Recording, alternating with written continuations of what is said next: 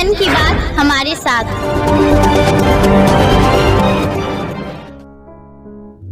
तेलंगाना और उसका नामचीन शहर हैदराबाद, और हैदराबाद का सुरजापेटी के मूसी का इलाका। बीते 18 अक्टूबर को वहां एक 26 वर्षीय युवक का शव मिलता है। स्थानीय लोग शव देखने के बाद नजदीक के थाने को खबर करता है। स्थानीय पुलिस आती है और शव को अपने कब्जे में लेकर के पोस्टमार्टम के लिए भेज देती है, जैसा कि होता है। शव की चर्चा पूरे शहर में चलती है, लोग सोशल मीडिया में देखते हैं और फिर उस शव को देखने के लिए शहर का एक अध्यापक आता है और उसे अपने बेटे के रूप में, ये यूं कहे अपने इकलौते बेटे के रूप में पाता है। जैसा कि स्वाभाविक होता है, परिजन बेहाल हो जाते हैं शव देख करके, रोते हैं, बिलखते हैं, लेकिन पुत्र जा चुका था, पुत्र की मृत्यु हो चुकी थी। हम आए दिन देखते हैं अखबारों में, टीवी चैनलों में, सोशल मीडिया में ऐसी घटनाएं आम हो गई है। न सिर्फ अपने देश में बल्कि पूरे वर्ल्ड में घटनाएं ऐसी होती रहती हैं। किसी की हत्या हो जाती है, कोई एक्सीडेंट में मारे जाते हैं और उसके परिजन दर्द और दुख से बिलखते नजर आते हैं।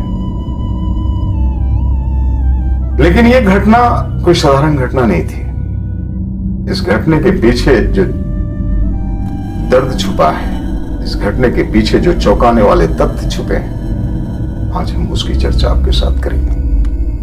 नमस्कार, मैं हूं विजय कुमार चौरसिया और आप देख रहे हैं जन की बात हमारे साथ। जन की बात हमारे साथ में अभी आप हैं स्टोरी विद विजय चौरसिया के साथ। आप सभी का बहुत प्यार हमें मिलता है। आप सभी हमारे चैनल को बहुत पसंद करते हैं, लाइक करते हैं, उसे शेयर करते हैं और आप में से बहुत उसमें कमेंट भी करते हैं। और मैं आपके कमेंट का जवाब भी देने का लगातार प्रयास करता हूं। मुझे आपके सुझाव बहुत कीमती लगते हैं और मैं चाहता हूं कि आप इसी तरह से मेरा हौसला अफजाई करते रहें, मुझे अपने सुझाव भेजते रहें और मुझे अपना प्यार आप देते रहें।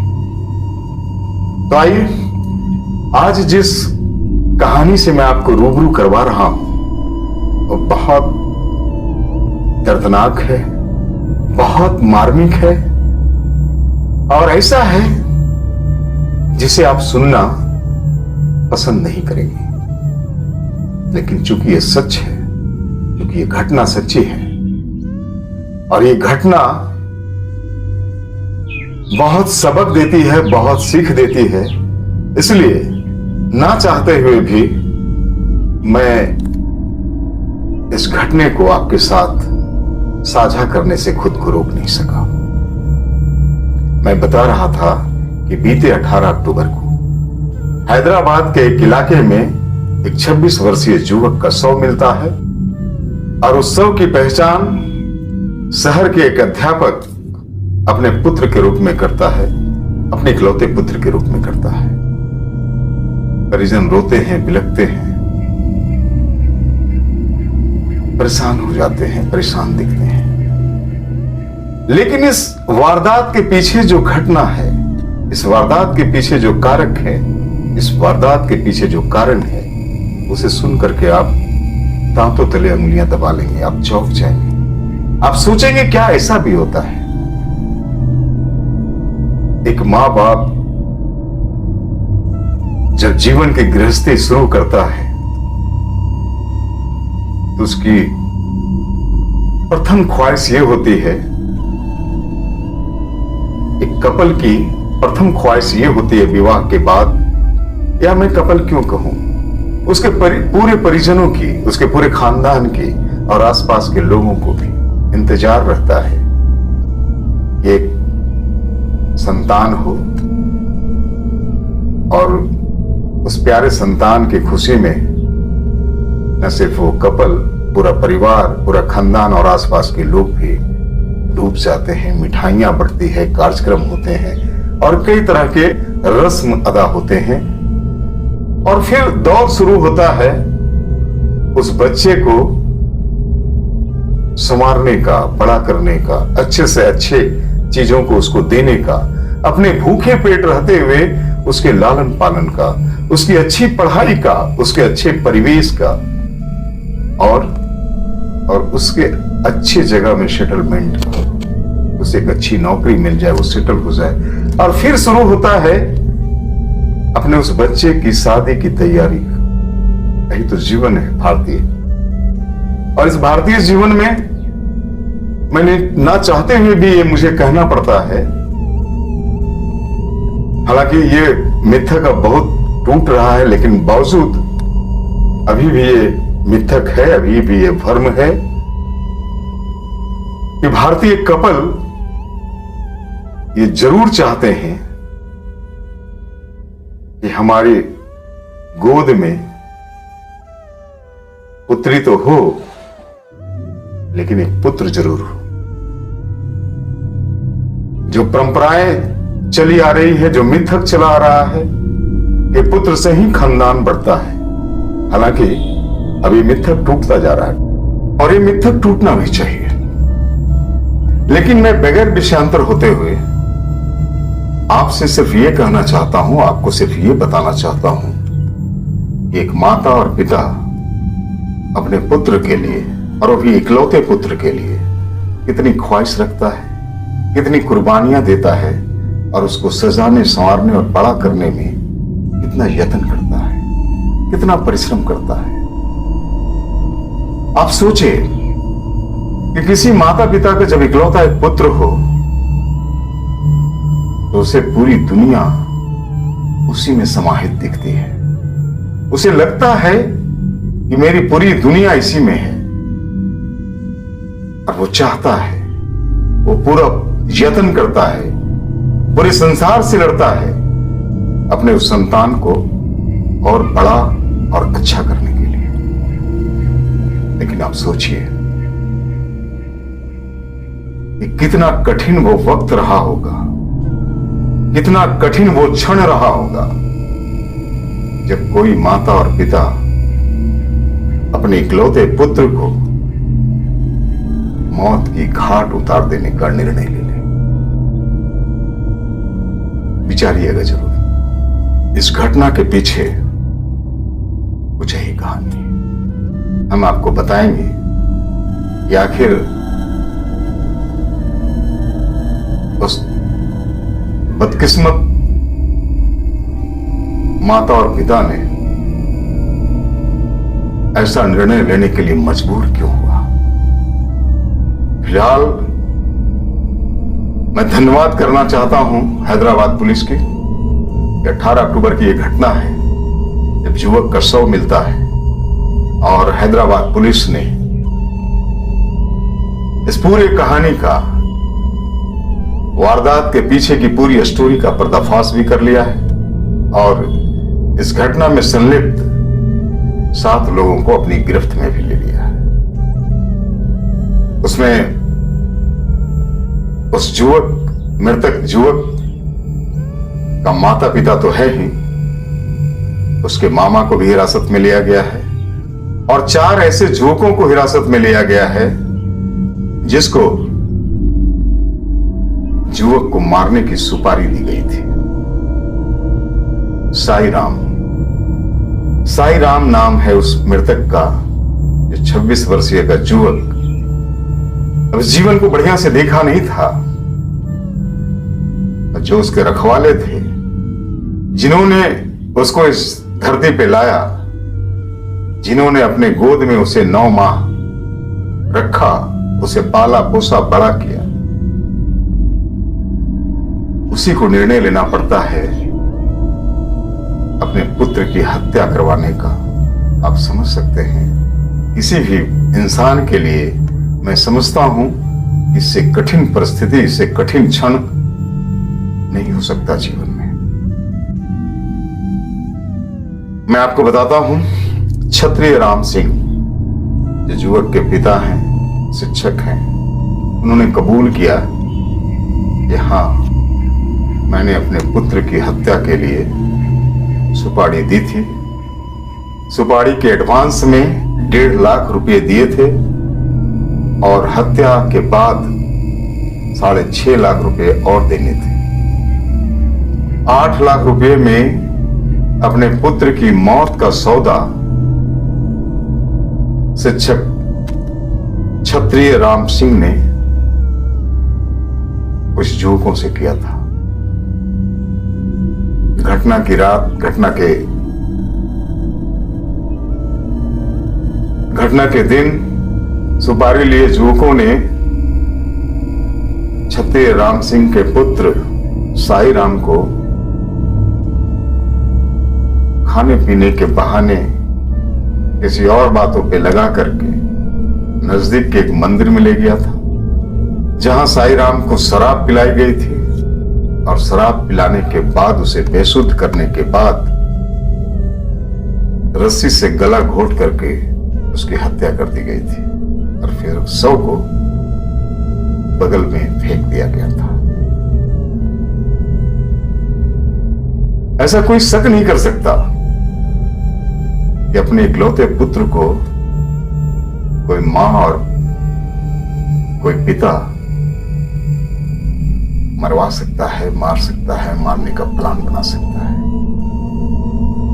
और उस पर भी संभ्रांत फैमिली के लोग हैं। ये मैं आपको बता दूं, क्षत्रिय राम सिंह की एक बेटी भी है जो अमेरिका में सेटल है, लेकिन उसे अपने पुत्र की हत्या करने की योजना क्यों बनानी पड़ी? उसे क्यों लगा कि इकलौता पुत्र अब हमारे लिए काल है, इसे मार देना चाहिए? बहुत सबक देती है ऐसी घटनाएं।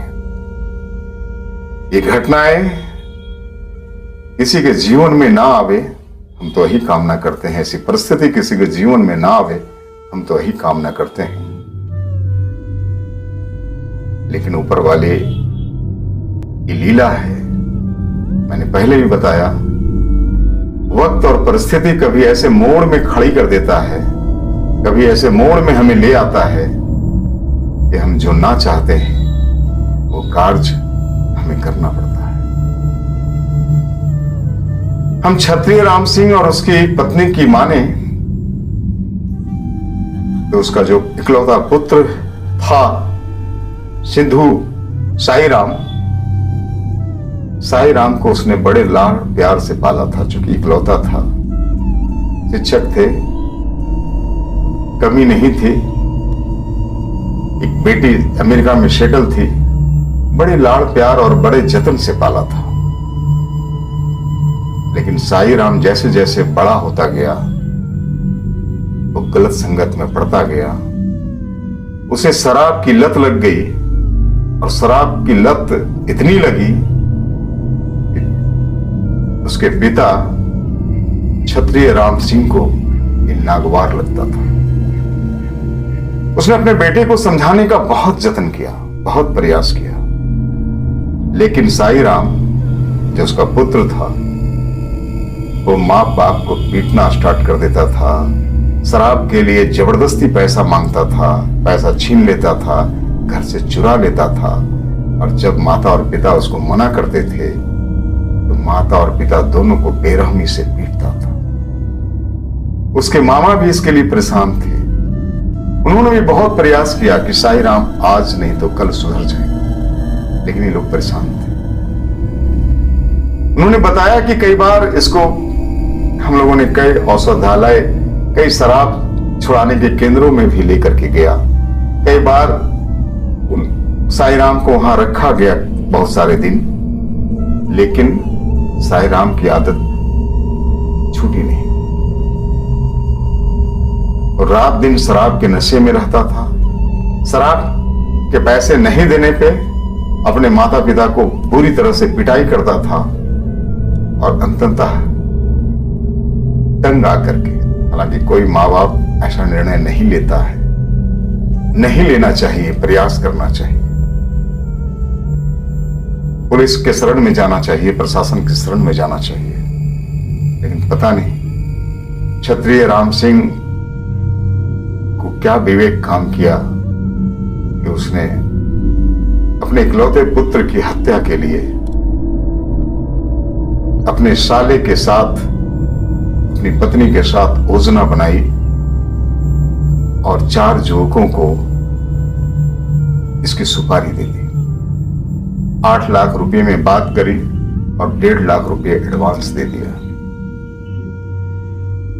मुझे तो लगता है कि सुपारी लेने वाला युवक भी सोचा होगा, उसके जीवन में भी ये प्रथम घटना होगी कि कोई माता और पिता अपने पुत्र की ही सुपारी दे।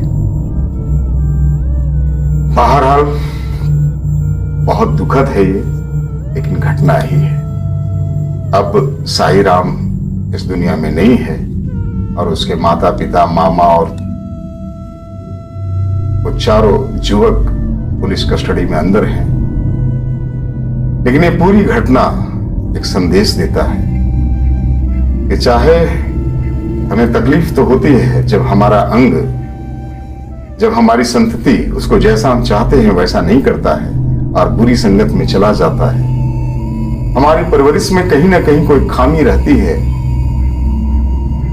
जो ऐसा होता है उसकी संगत खराब होती है और हम शुरू से उस पर दबाव नहीं बना पाते और जिसके चलते ये परिणति होती है। लेकिन बावजूद हमें ऐसे निर्णय कभी नहीं लेने चाहिए।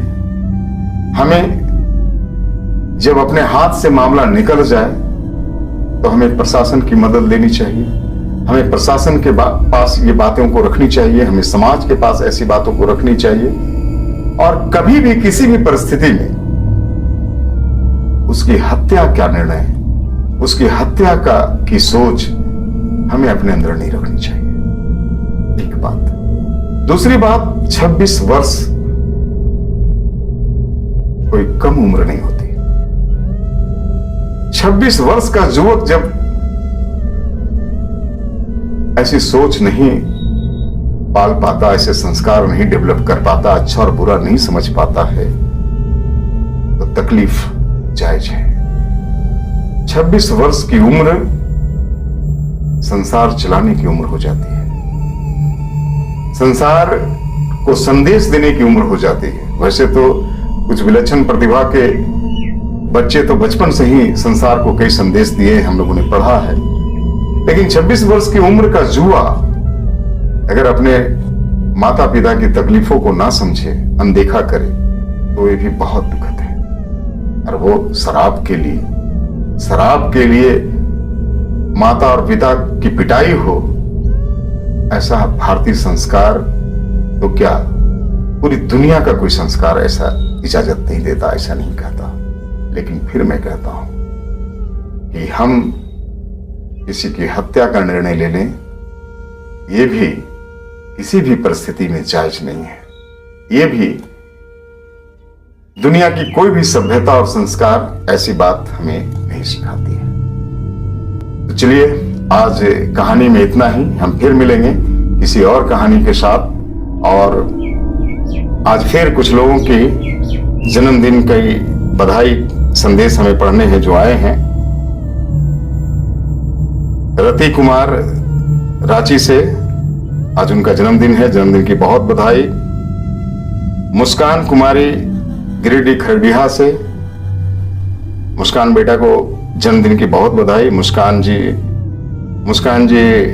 पूर्व मुखिया चीना खान साहब की पुत्री है। और गिरिडीह से रमेश सिंह को जन्मदिन की बहुत बधाई। हैदराबाद से रॉकी जादव को जन्मदिन की बहुत बधाई। हजारीबाग से रश्मि जी को जन्मदिन की बहुत बधाई। और जमशेदपुर से लखन सिंह को जन्मदिन की बहुत बहुत बधाई। आप खुश रहें, स्वस्थ रहें, मुस्कुराते रहें, हंसते रहें और आपका जीवन